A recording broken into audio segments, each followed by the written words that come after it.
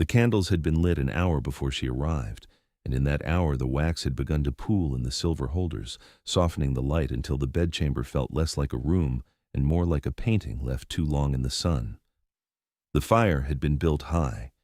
Someone, Mrs. Rowe, she supposed, had placed white hothouse roses on the writing desk and turned down the sheets with the kind of careful symmetry that suggested this was a room accustomed to ceremony.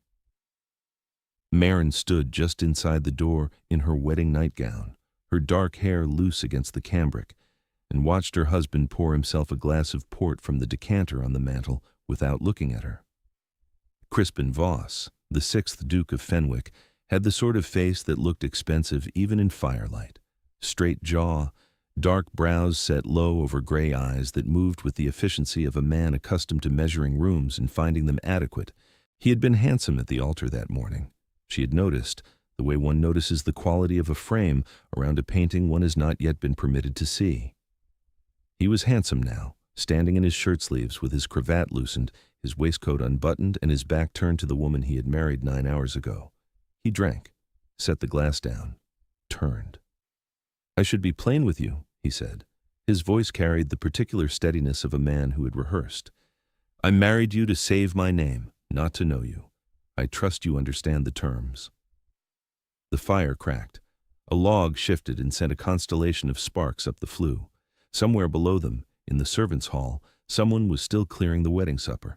She could hear the faint percussion of china being stacked, the soft metronome of a household putting itself to bed. Maren looked at him.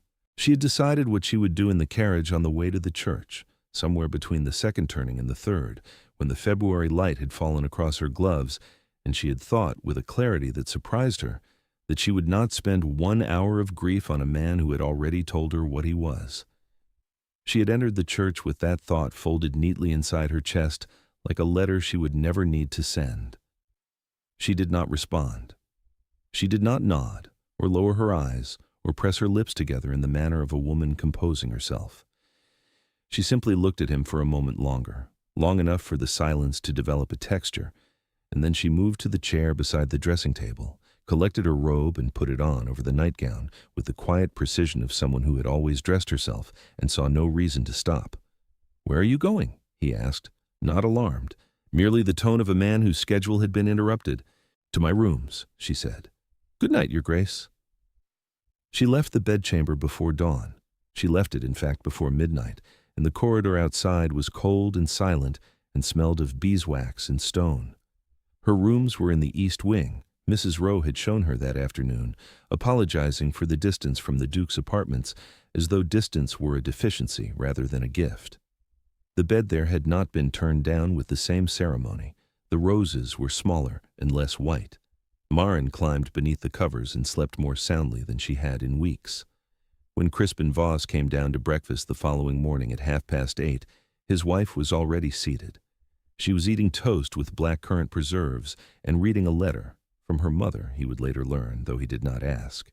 And she looked up when he entered with the same courteous, vacant expression one offers a neighbor at a coaching inn, pleasant, entirely without interest, entirely without. "Good morning, Your Grace," she said. "The coffee is still hot." He sat. He watched her eat. She did not appear distressed.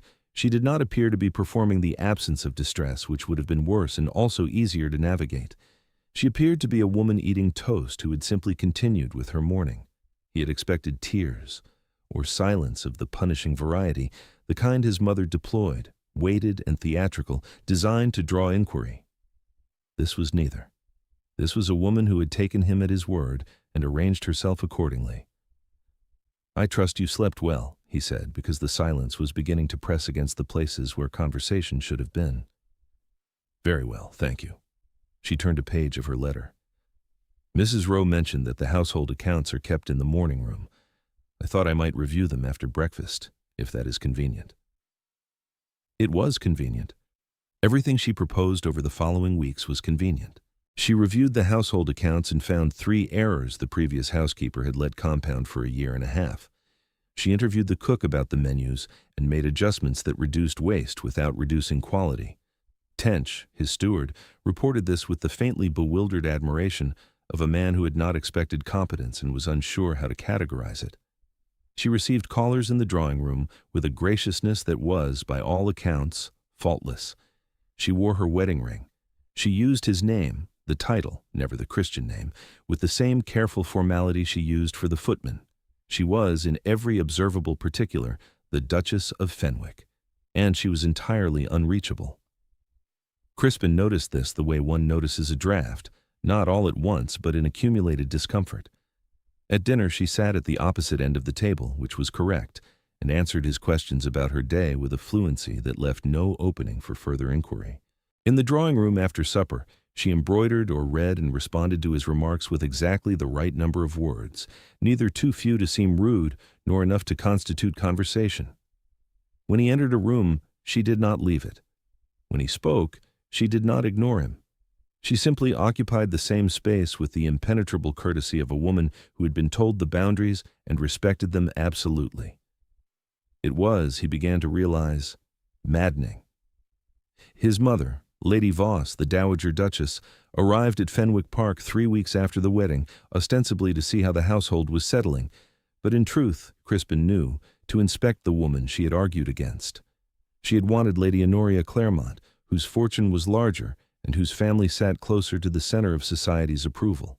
Maren Calloway, the daughter of a respectable but unremarkable family whose land bordered the Fenwick estate, had been Crispin's concession to his late father's will, which had specified that the financial provisions attached to the dukedom would only be released upon marriage to a woman of the late duke's choosing. His father had chosen Maren's family. His father had not explained why. The dowager watched Maren across the breakfast table on her first morning and said, in the particular carrying whisper she had perfected over 40 years of aristocratic displeasure, "She is rather contained, is she not?" "She manages the household very well," Crispin said. "That is not what I asked." He did not answer. He was not, he told himself, troubled by his wife's composure. He had asked for exactly this arrangement. He had been explicit. He had married to satisfy the terms of the will and restore the income the estate required. The tenants' cottages needed roofing. The home farm's drainage had not been repaired since his father's illness began, and the debts his father had accumulated in his final years had pressed the dukedom into a posture that was, if not desperate, then deeply uncomfortable. Maren Calloway came with the unlocking of those funds. He had been honest with her. She had understood. What he had not anticipated was that a woman who understood would be so difficult to sit across from at dinner. Lord Ashby visited in April, when the park was coming into its first green, and the air through the open drawing-room windows carried the sweetness of turned earth and early blossom. He was Crispin's oldest friend. They had been at Eton together, then Oxford, then the inevitable progression of country houses and London seasons that constituted the life of men born to their particular latitude of privilege. Ashby was unmarried, observant, and possessed of the uncomfortable habit of saying nothing until silence itself became a remark. He watched Maren pour tea in the drawing-room. She offered him sugar with a smile that was warm without being intimate, asked after his sister's health with genuine interest, inquired about the roads from Wiltshire, with the practiced ease of a woman who understood that men who had traveled appreciated having the fact acknowledged. She laughed at something Ashby said about the coaching inn at Marlborough, a small, precise laugh that suggested she was genuinely amused and not merely performing amusement, and then she excused herself after precisely the right interval to leave the two men alone. Ashby watched her go. He watched the door close. He watched the quality of the silence she left behind, not an absence but a withdrawal, as though the room's warmth had followed her out. Then he looked at Crispin. "What?" Crispin said. "Nothing. You're looking at me." "I'm looking at the door your wife just closed." He picked up his teacup. "She closed it the way one closes a ledger, very neatly, very finished. She is an excellent hostess. That is not what concerns me." Ashby sipped his tea and set the cup down, with a delicacy that was, itself, a kind of commentary. "What concerns me is that she treated you with precisely the same courtesy she treated me. And I have known you for 20 years, and she married you 6 weeks ago, and there was not 1 degree of difference." Crispin said nothing. The clock on the mantel ticked. Outside, a gardener was raking the gravel drive, and the sound came through the windows like the slow turning of pages. The county ball was held at Lord Petersham's estate in the first week of May, and it was here that the architecture of Maren's composure became visible to the wider world, and therefore to Crispin, in a way that their private rooms had not permitted. She wore a gown of pale gold silk, high-waisted as the fashion demanded, with short puffed sleeves and a ribbon of darker gold beneath the bust. Her hair was dressed simply, threaded with small seed pearls that Mrs. Rose Girl had set that afternoon. She looked, Crispin thought as he handed her into the carriage, like something lit from within. The thought arrived uninvited, and he dismissed it with the efficiency he brought to all inconvenient observations.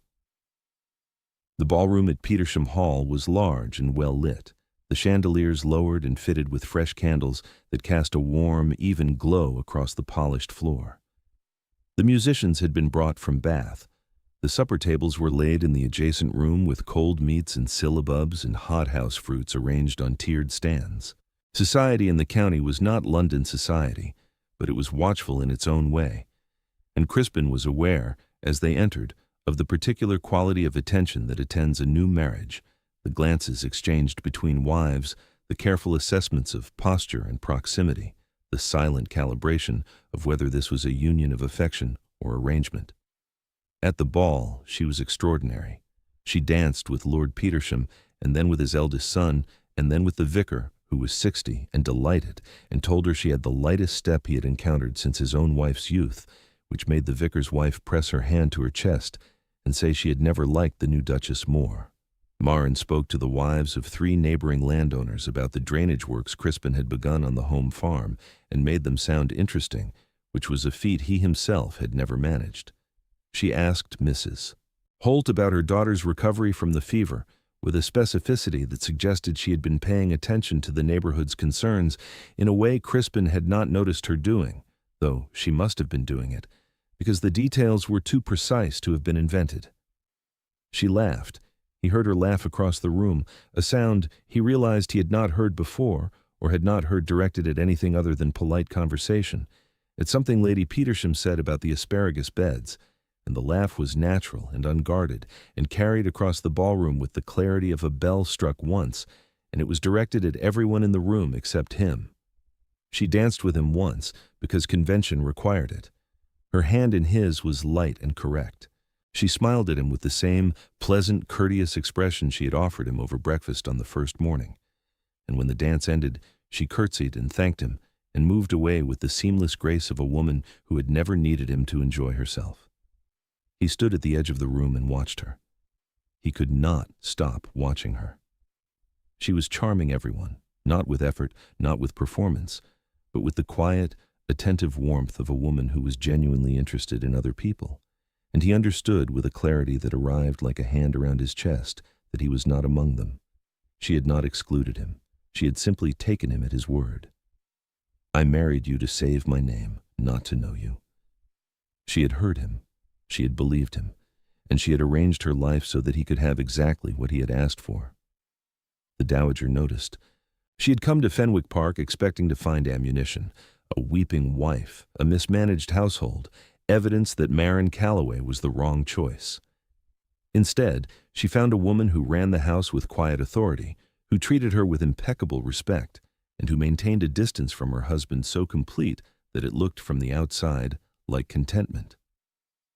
The dowager watched Maren at meals, watched her in the drawing room, watched her walk the gardens with Mrs. Rowe, discussing which beds needed replanting and which could be left another season. She watched the way Maren's hands moved when she poured tea, precise, unhurried, the hands of a woman who had decided that every task deserved to be done well, regardless of whether anyone was watching. She watched, too, the way Crispin watched his wife when he thought no one was looking, the way his eyes followed her across a room with the bewildered attention of a man who had locked a door and then realized the key was on the other side. The dowager had spent 40 years watching marriages conducted like sieges.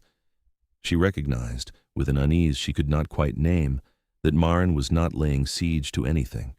She was simply living inside the walls she had been given and making them habitable.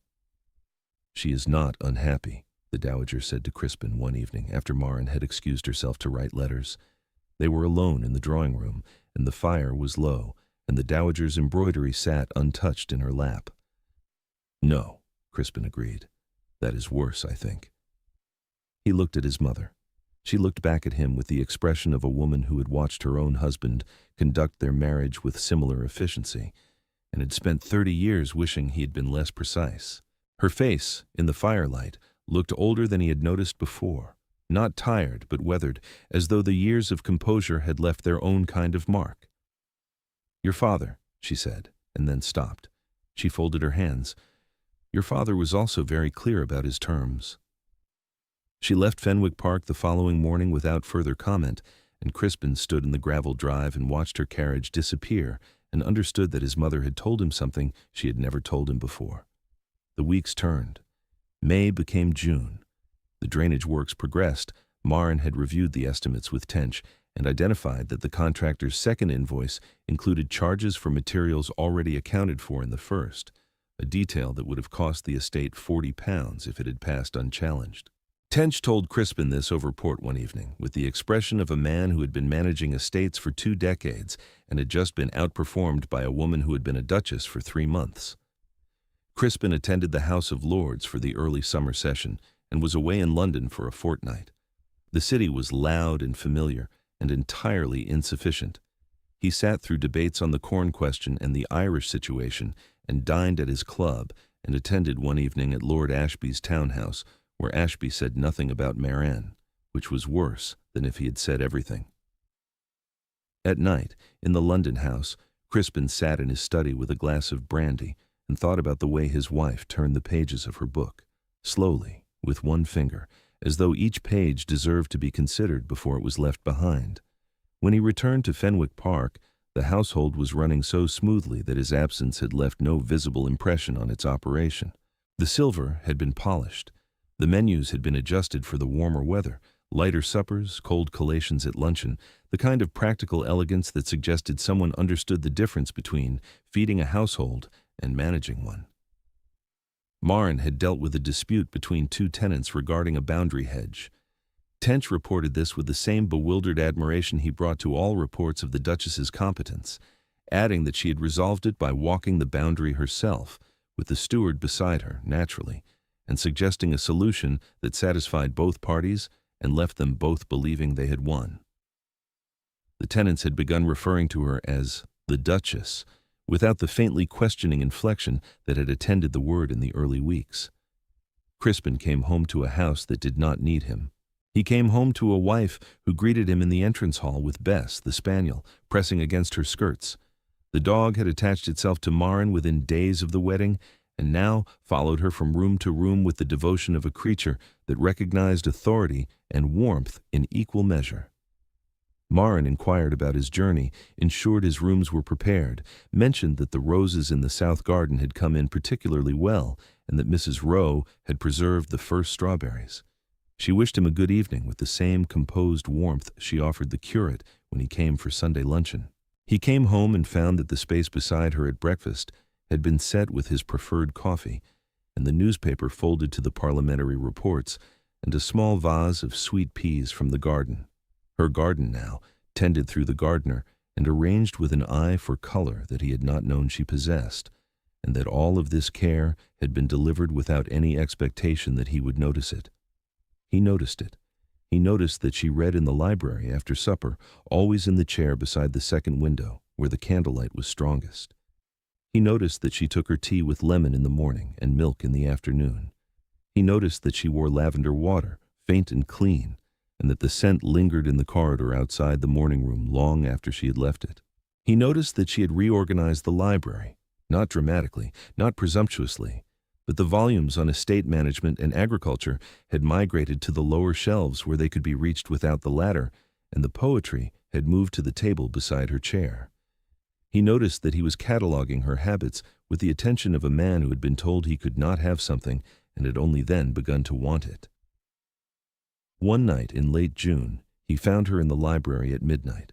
She was reading. Cowper, he saw, the spine turned toward the candle, and she looked up when he entered with no surprise and no alarm. "Your Grace," she said, I did not expect you to be awake." I could not sleep. "The library is very good for that. Your father had excellent taste in poetry." He stood in the doorway. She was wearing a dressing gown of dark blue wool over her nightgown, and her hair was braided over one shoulder, and the candlelight turned her face into something he wanted to look at for longer than was appropriate when a woman had not invited looking. "Maren," he said. She closed the book, not abruptly, with the measured care of a woman who always marked her page. She set it on the table beside her chair and folded her hands in her lap and waited. "Good night, Your Grace," she said. She rose.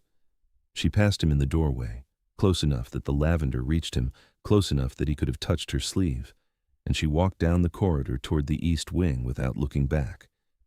He stood in the library for a long time after she had gone. The candle on her table was still burning. The book was still warm when he picked it up. She had been reading a passage about solitude. He read it, standing in her light and her chair's warmth, surrounded by the faint ghost of her scent, and he understood that he had done something very precise and very stupid. He had told her not to let him know her, and she, being the woman she was, being the woman his father had apparently seen more clearly than he had, she had obliged. He went to the east wing. Not that night. He was not, despite his other failings, so clumsy as to arrive at a woman's door at midnight with no better offering than his own belated recognition.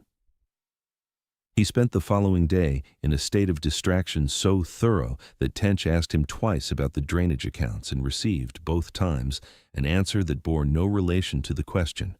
He walked the grounds in the afternoon, alone, past the tenant cottages with their new roofs and the boundary hedge that Maren had adjudicated, and the south garden where her sweet peas climbed the trellis in orderly rows of pink and white and violet. Everything he looked at bore the quiet evidence of her attention. The estate was becoming, had already become, a reflection of a woman he had told not to reflect herself at all. He went to her door that evening, after supper, after she'd excused herself to write letters, after he had sat in the drawing room alone for 40 minutes, rehearsing sentences that sounded, each of them, insufficient. The corridor to the east wing was long and lit by candles set in sconces at intervals that threw pools of yellow light across the stone floor and left pools of shadow between them. His footsteps sounded very loud. He felt, absurdly, like a man approaching a threshold he was not certain he had earned the right to cross. He knocked. The silence lasted 3 heartbeats. Then the latch turned. She opened the door. She was still dressed, the pale gray muslin she had worn at dinner, her hair still pinned, as though she had not yet begun the process of putting the day away. Behind her he could see her room, the writing desk with its neat stack of correspondence, the candle burning beside the chair by the window, the book she had been reading face down on the arm. She looked at him with the same composed, courteous expression she had worn for 4 months, and she waited. She did not step back. She did not step forward. She held the door at precisely the angle that communicated neither welcome nor refusal, and she let the next moment belong to him. "I came to," he began, and stopped. The sentence he had rehearsed, something about wishing to discuss the household, something with a reasonable surface and a meaning underneath, dissolved the moment she looked at him. She did not help him. She did not offer an opening or a prompt or a gentle, "Yes, Your Grace?" She simply stood in her doorway and let him stand in his silence. "I said something to you," he managed, "on our wedding night. I said, I remember what you said." "Yes." He looked at her. She looked back. The corridor was very quiet. "I was wrong." She did not move. She did not soften. She regarded him with the steady, unsurprised attention of a woman who had been waiting, not for this moment specifically, but for the moment when the facts would become visible to the person who had arranged them. "In what particular?" she asked. He deserved that. He knew he deserved it. She had given him 4 months of flawless compliance with his stated wishes, and he had come to her door to tell her that his wishes had been wrong, and she was asking him to be specific. "In every particular," he said. "I told you I did not wish to know you. I was wrong. He stopped again. He was not a man accustomed to struggling with language. He sat in the House of Lords. He managed an estate of 11,000 acres. He had delivered the terms of their marriage with the confidence of a man reading a contract. And now he stood in a corridor and could not find a sentence equal to the woman in front of him. "I wish to know you," he said. It was not elegant. It was not the sentence he had rehearsed. It was the sentence underneath all the others, stripped of its furnishing, and it came out plain and graceless and true. Maren looked at him for a long time. The candle in her room behind her threw her shadow down the corridor, long and wavering, and he thought that she might close the door. He thought she had every right to close it. He had given her the architecture of a marriage without intimacy, and she had lived inside it with more grace than he had ever brought to any room, and she owed him nothing, not forgiveness, not softness, not the opening of a door he had closed himself. "Then you had better come in," she said, "and start." She stepped aside. He entered her room with her books on the table and her shawl over the chair and the lavender sachets in the wardrobe that scented the air, and she closed the door behind him and sat in the chair by the window and folded her hands and waited for him to find the next sentence and the one after that. He did not find them all that night, but he found enough. He told her about his father, not the public version, the version spoken at the funeral and recorded in the estate's history, but the private one. The man who had married for position and spent 30 years sitting across the breakfast table from a woman he had never learned to reach. The man who had grown quiet in his final years, not from illness alone, but from the accumulated weight of a life conducted at arm's length.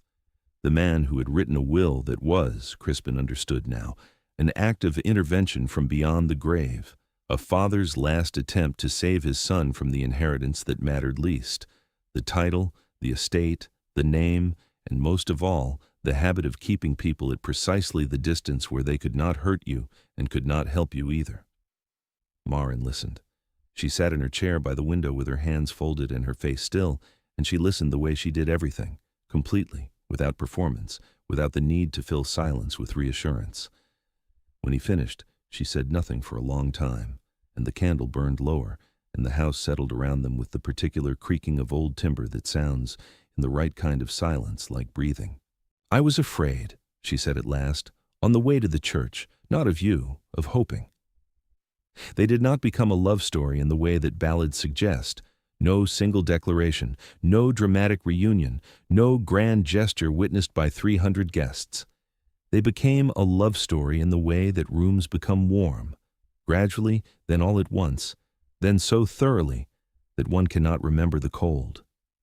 He learned that she read Cowper and also Wordsworth, and that she disliked Pope, whom she found clever but unkind.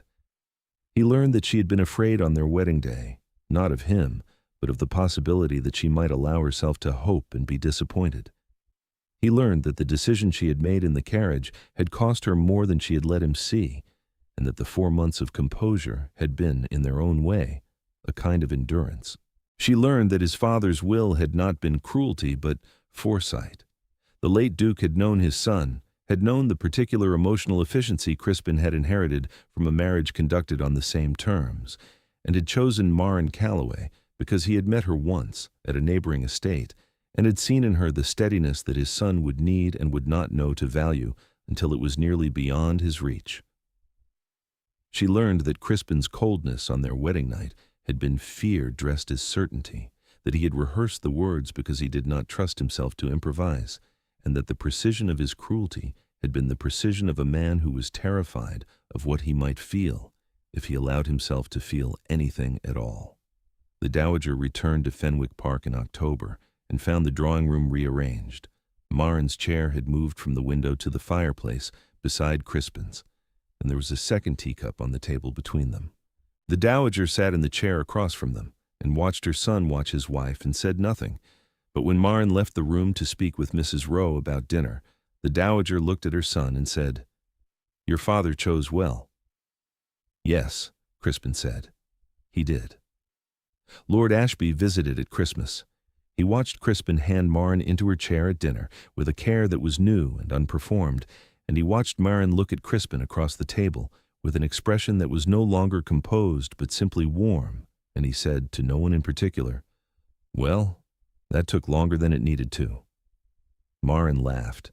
It was the laugh Crispin had heard at the county ball, natural, unguarded, but this time it was directed at him, and he discovered that being inside her laughter was a different experience altogether from hearing it across a room.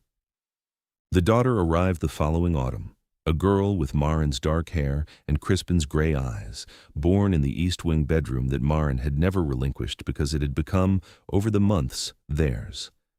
Mrs. Rowe brought hot water and clean linen and wept in the corridor, which she would deny if asked. Tench recorded the birth in the estate ledger with the date and the weight and the name, Clara Eloise Voss, and drew a small line beneath it, the only flourish he had ever permitted himself in 20 years of stewardship. Crispin held his daughter for the first time in the chair beside the library window, Maren's chair, though it had been his first, and looked at the small, furious, perfect face and thought that his father had known. His father, who had conducted his own marriage with the same cold efficiency and had spent 30 years regretting it, had looked at a neighbor's daughter and seen the woman who would refuse to let his son repeat the same mistake, not by fighting him, not by weeping, not by making scenes, but by the simple devastating act of believing what he said. Years later, Clara was 4, and there was a second child on the way, and the drainage works had long since been completed, and the tenants' cottages had new roofs, and Fenwick Park had become the kind of house where laughter carried through the corridors, and the morning room smelled of sweet peas and lavender. Clara asked, as children do, how her parents had fallen in love. Crispin looked at Maren across the breakfast table. She was eating toast. She looked back at him with one eyebrow slightly raised, which was the expression she wore when she was enjoying his discomfort and had no intention of rescuing him from it. "I said something very stupid," he told his daughter, "and your mother was kind enough to outlast it." Clara considered this with the solemnity of a child who suspects she is not being given the full account. "What did you say?" Maren set down her toast. "He said he did not wish to know me." "That is stupid," Clara agreed. "Yes," Crispin said. He looked at his wife, who had walked out of his bedchamber on their wedding night and had kept walking until he learned to follow. It was. The morning light came through the breakfast room windows, warm and bright, catching the silver coffee pot and the white tablecloth and the small vase of sweet peas that Maren still arranged herself through the gardener every Monday. Outside, the park stretched green and settled under a sky that looked like it had been there forever. Inside, the Duke of Fenwick reached across the table and took his wife's hand, and she let him, and neither of them said anything, because they had long since passed the point where words were required. Some stories arrive with thunder, a declaration, a reversal, a grand gesture made before witnesses. Others arrive the way morning arrives, slowly, then completely, without anyone able to name the exact moment the dark became light. This was the second kind. And if you have found your way here, to this story of silence and steadiness and the slow work of being known, then perhaps you understand. Perhaps you have stood on one side of a closed door and wondered whether to knock.